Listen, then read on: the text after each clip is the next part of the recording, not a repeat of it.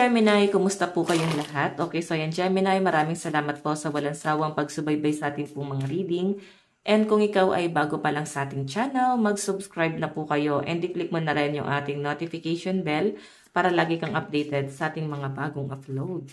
Okay, so ayan guys, Gemini, ang reading pala natin ngayon is ganap sa inyo ngayong first quarter ng taong 2025, January, February to March. Okay?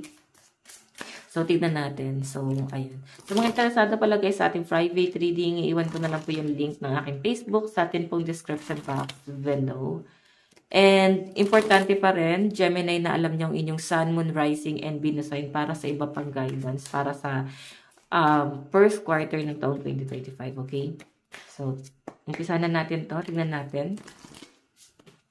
Gemini. Doon na tayo guys sa message.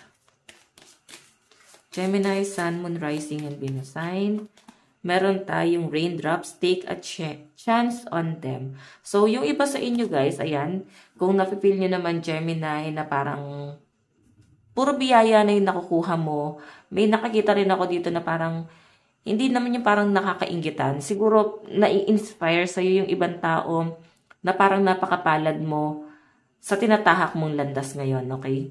Mapalad ka sa pamilya, sa asawa, hindi man guys blessed sa pera, pero parang, alam mo yon kahit papano guys, is mapalad ka sa kung anong estado ka ngayon, no? Hindi ka na naghahangad ng, parang hindi ka na naghahangad ng mataas, okay? Kasi parang sanay kayong makontento ngayong first quarter, okay?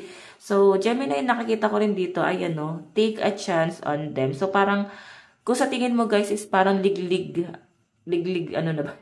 Parang dito yung buhos biyaya ka na. Kung sa tingin mo is parang puno na yung salop, kasi parang punong-puno ka na ng biyaya, is parang bigay mo naman daw sa iba. Okay? Bigay mo sa iba yung pagkakataon na parang ma-experience itong blessing din na meron ka, or pwedeng at least bigyan mo sila ng parang guidance, okay? Bigyan mo sila guys ng parang ng advice. Ayan. Okay, yung iba sa inyo na parang marunong ka rin mag-share ng knowledge mo ngayong first quarter. Actually, meron ka lang kailangan limitahan. So, siguro mag-share ka ng knowledge pag hinihingi nila sa inyo, or like, nangihingi sila ng opinion sa inyo. Pag hindi naman guys, siguro yun ang kailangan mong ilimit, no? Ayan. Okay? Huwag mo masyadong pangungunahan kasi baka iba yung maging dating sa kanila. Tingnan natin. Okay.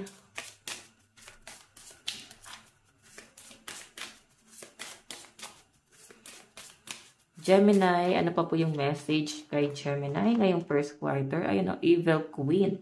You deserve sugar, not salt. So, yung iba sa inyo guys, eto ha, okay lang daw na maging selfish ka ngayong first quarter kasi sobra-sobra ka na sa pagbibigay, sobra-sobra ka na guys sa pagmamalasakit mo sa ibang tao. So, parang ngayon, eto kasi ha, yung you deserve sugar, not salt. Parang sinasabi dyan na, parang ipagkait mo naman, no? Deserve mo naman to. Huwag naman sobrang bigay. Magbigay ka na lang ng advice. Ayun yung sinasabi dyan, no? Magbigay ka ng advice, pero wag mo nang ibigay pa lahat ng kung anong meron ka, or wag mo na guys masyadong papasukin pa sa mundo mo. Okay?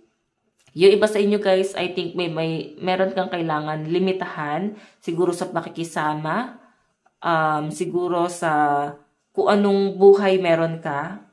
Marami naiinggit eh. Pero yung inggit na iba dito guys, parang nai-inspire. Pero iba guys, may literal na naiinggit talaga. Okay, ayan yung energy mo, talagang makakainggitan ka. Parang napaka-swerte ng mga Gemini na nakikita ko dito. Swerte ka sa pamilya, swerte sa asawa, sa karelasyon. Ayan. Sobra-sobra ka guys magbigay. Maging selfish ka naman daw. And yung iba sa inyo guys, nakikita ko na parang gumagaan na yung pakiramdam mo na parang dati, siguro may mga pinaplastic. Okay, pinaplastic ka kasi parang kailangan mo silang pakisamahan. O ikaw yung pinaplastic nila. So, ngayon guys, parang mas gumagaan yung pakiramdam mo kasi nawawala na yung bitterness, no? Nawawala na yung parang ganong eksena na parang nakikipagplastikan ka. Ganyan. Okay, so tingnan natin. Meron tayong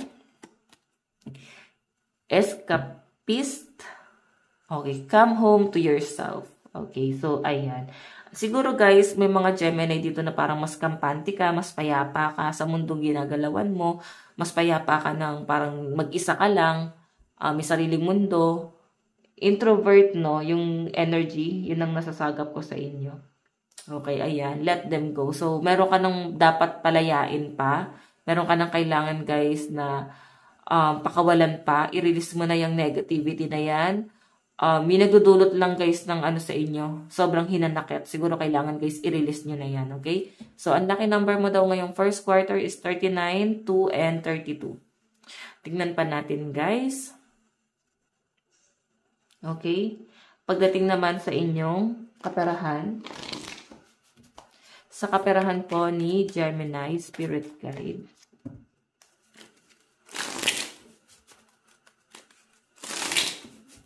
Kaperahan po ni Gemini, Gemini Sun, Moon, Rising, and Venus sign.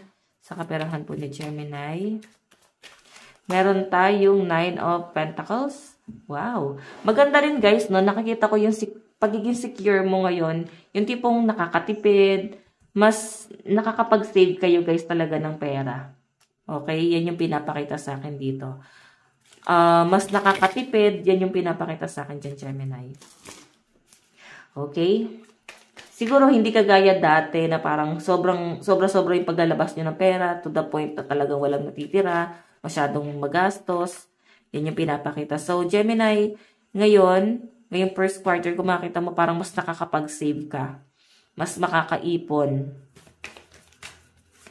So, I think nasa tamang landas ka. Sa kaperahan mo, meron tayong Ace of Cups. Ito yan, no? Oh, yung pera mo nahuhulog dito sa cup. So, parang overflowing siya, guys, no? Okay, sige, tingnan pa natin. Gemini, meron tayong Judgment. Ayun nga lang, guys, parang ang tingin kasi ng ibang tao, masyado ka nagiging kuripot or nagdadamot, Gemini, pwedeng ganon. Or may mga taong nakakapuna. I think, hindi lang nila talaga alam kung ano yung pinagdadaanan mo talaga. So, ayun yung parang naging reason mo kung bakit parang mas nagtitipid ka, Gemini. Okay? May may Judgment. Okay? May nakakapuna na napapansin nila na, marami naman pera yan, maganda naman yung trabaho niya na, bakit parang hindi siya nagbibigay, ba't hindi siya, parang masyado siya nagkukuripot, parang ganon. Okay, so tignan naman natin, Gemini, pagdating sa love life mo. Pagdating sa love life.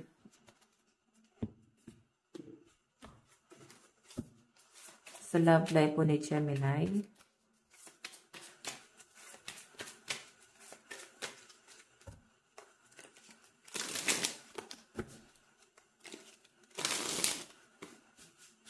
Okay. Gemini, Sun, Moon, Rising, and Venus sign. Meron tayong Ace of Wands. So, meron ako nakita rito, guys. Ngayong first quarter, may nakamasid sa'yo, no? Someone new. Napupuna ka na tong taong to. Parang nakakrushan ka niya, no? Kumbaga, parang nagkakagusto siya sa inyo. Pero, inoobserbahan ka lang na tong taong to, no? And medyo tahimik siya. Parang hindi kayo gano'ng nag-uusap or hindi kayo, guys, gano'n ka-close. Sa malinaw na pinapakita sa akin dyan. Okay? Tignan pa natin. Meron tayong 3 of Swords. Ayun lang. Medyo conflict tong taong to, guys. Pwedeng may karelasyon na pala siya. O yung iba naman sa inyo, guys, pwede naman na kung karelasyon mo to, is pwedeng nafe-feel mo na parang second family ka. So, nandun ka na sa point na parang, third party ba ako dito? Kasi baka kasal tong person na to. Ganyan. O yung iba naman sa inyo guys, pwedeng may third party. May pagdududa ka na parang merong iba tong person na to. 7 of Cups. Parang feeling mo meron pa siyang ibang hinahanap. Hindi pa siya guys tapos sa pag-explore. Gemini, parang nakapokus pa yung isip niya sa ibang bagay. Parang gusto pa niya guys alam mo yun, medyo maluho. Ganun yung energy na nasasagap ko dyan. Okay? And, ayun lang naman, Gemini. So, sa mga single naman dito, guys, may nakatanaw sa'yo. Isa ka sa mga option na tong taong to. Yun nga lang, pwede may karelasyon yan. Komplikado. Basta komplikado siya, guys. Kung wala namang karelasyon, pwedeng conflict tong taong to. Okay? Ayan. So, tignan natin. Pagdating naman sa career mo, Gemini.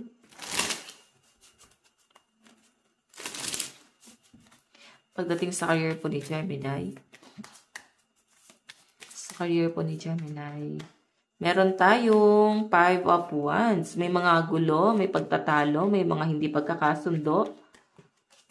2 of Cups, may mga sip-sip.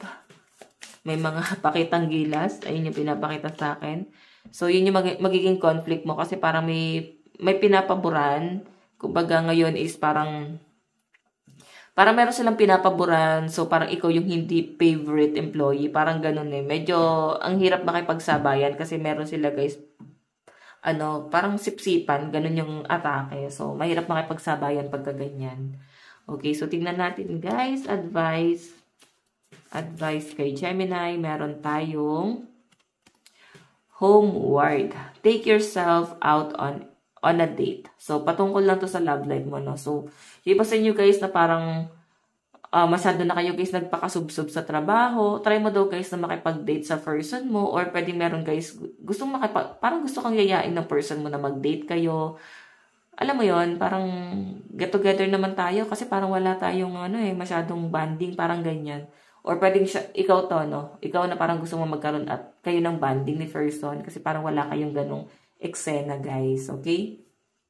So, ayan guys. Ito lang naman po ang inyong reading ngayong first quarter ng taong 2025. Maraming salamat po. God bless and love you all. Bye-bye po.